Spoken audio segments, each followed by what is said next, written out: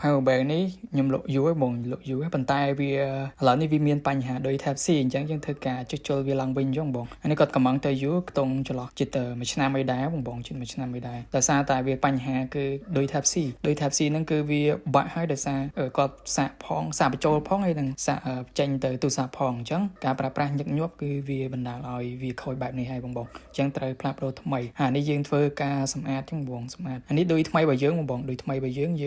ដាក់ចូលអាកន្លែងបតចាស់វាវិញអញ្ចឹងបងហើយយើងសម្អាតយើងអីអស់ហើយយើងចាប់ដើមដាក់សណថ្មីភ្ជាប់អញ្ចឹងបងហើយនេះគឺគាត់កំងជាមួយនឹង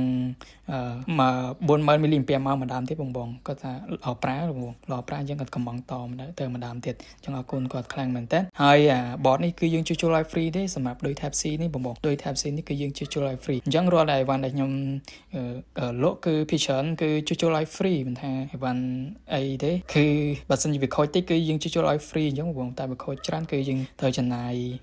ត្រូវយកលុយគាត់ខ្លះដែរដើម្បីរួចដើមដែរអញ្ចឹងបងរួចដើមដែរហើយនេះដោយសារតែគាត់កំងpower bank នោះក៏យើងជួសជុលនេះឲ្យ free តែម្ដងជួសជុលឲ្យ free ហ្នឹងបងហើយនេះលេងយើងធ្វើការខ្ចប់វាដូចដើមវិញហើយវាតួវាគឺវារៀងប្លែកបន្តិចដោយសារគាត់ប្រើយូរឆ្នាំដែរហើយបងប្រើយូរខែមិនយូរឆ្នាំទេយូរខែអញ្ចឹងយើងធ្វើការតេស្តសាកអញ្ចឹងបងតេស្តសាកគឺថាចូលហើយបងចូលដំណើរការធម្មតាវិញហើយដំណើរការធម្មតាវិញហើយ